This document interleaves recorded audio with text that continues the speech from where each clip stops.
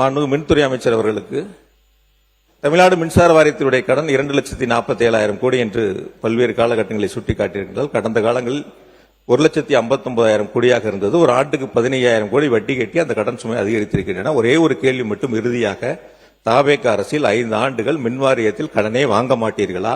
கடன் அதிகரிக்காதா? புதிய திட்டங்களுக்கு அரசு நிதிகளை கொடுக்குமா? அல்லது முதலமைச்சரிடத்தில் நிதிகளை கேட்டு மின்வாரியத்தினுடைய கடன் சுமை ஏறாமல் நீங்கள் பார்த்துக் கொள்வீர்களா என்பதை மட்டும் இந்த பேரவைக்கு தெரிவிக்க வேண்டும் என்று கேட்டு, தமிழ்நாடு மின்சார வாரியம் என்பது திராவிட மாடல் ஆட்சியில் மக்களுக்கு மின்வெட்டு இல்லாத மாநிலமாக, விவசாயிகளுக்கு 24 மணி நேரம் மும்முனை மின்சாரம் வழங்கிய அரசாக திராவிட மாடல் அரசை நடத்தியவர் மாண்புமிகு முத்துவேல் கருணாநிதி ஸ்டாலின் என்பதை இந்த பேரவைக்கு தெரிவித்து நன்றியோடு நிறைவு செய்கிறேன். நன்றி, வணக்கம். பேரவைத் தலைவர்களே, தொகுதி கோரிக்கை சம்பந்தமா உங்கள்கிட்ட எழுதி கொடுத்தாரு, நீங்க அவையில் பதிவு செய்து கொள்ள வேண்டும் என்று கேட்டுக்கொள்கிறேன். மின்துறை அமைச்சர் அவர்கள். மாண்புமிகு பேரவைத் தலைவர் அவர்களே, நமது சட்டமன்ற உறுப்பினர் சொல்ற போது, அதாவது 3000க்கும் மேற்பட்ட கேங்மேனுடைய டிரான்ஸ்பர் பத்தி சொல்லியிருந்தார். நாங்க குறிப்பிடப்ப அதான் சொல்லியிருந்தோம். அதாவது இங்க ஆட்கள் பற்றாக்குறை கண்டிப்பா இருக்கு. பற்றாக்குறை காரணமாக ஒரு சில இடங்களில் அவர்களுக்கு தேவையான பேக்கப் ஆள் இல்லை, அதனால டிரான்ஸ்பர் பண்ண முடியல. ஏன்னா கடந்த ஆண்டுகளில் 343 பேர் தான் நம்ம எடுக்கப்பட்டிருந்தோம்.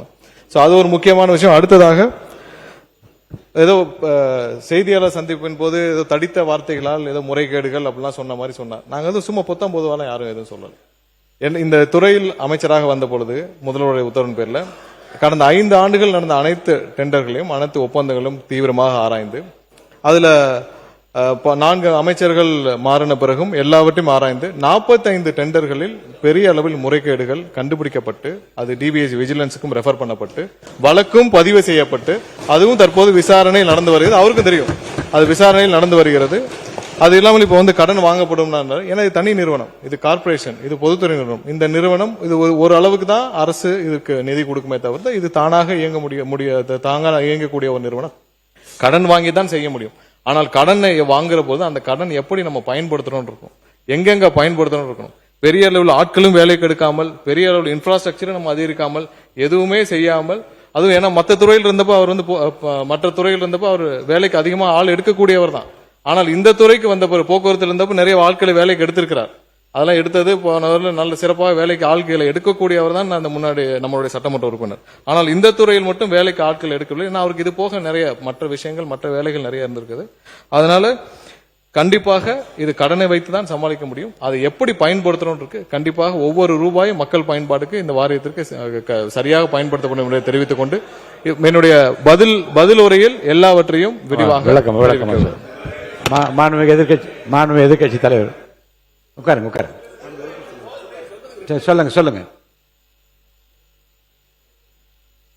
மாண்புமிகு அமைச்சர், மின்துறை அமைச்சர் பேசுகின்ற பொழுது 5 வருஷத்துல 4 அமைச்சர் நாங்க ஒரு பாக்குறோம். இப்ப தாவேக அரசு எத்தனை அமைச்சர்கள் மாத்துறீங்களா, இல்ல எல்லா அமைச்சர்களும் அப்படியே இருப்பாங்களா, எந்த மாற்றமும் இருக்காதாங்கிறத மக்கள் பொறுத்திருந்து பார்ப்பாங்க. அது முதலமைச்சருடைய சிறப்பு. இது யார் அமைச்சராக இருக்க வேண்டும், எந்த துறைக்கு யார் அமைச்சராக இருக்க வேண்டும், முதலமைச்சருடைய தனிப்பட்ட விருப்பம். அது ஆகையால ஒரு துறையில அதாவது சொல்லுகின்ற பொழுது கருத்துக்கள் அது போக்குவரத்து துறையில் அதிக ஆட்கள் எடுத்தாங்க, இதுல ஒரு சரியான ஒரு சட்டமன்றத்தினுடைய நிகழ்வா தெரியல. அது நாங்களும் சொல்ல முடியும்.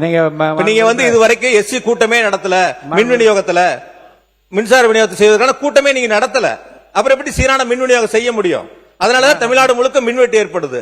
லேசா மழை பெஞ்சா சென்னையில 2 நாளா மழை இல்ல, கரண்ட் இல்ல. இது யதார்த்த சொல்றேன். நாங்க என்ன சொன்னோம்னா 4 அமைச்சர்கள் இந்த துறைக்கு மாற்றப்பட்டிருக்கு.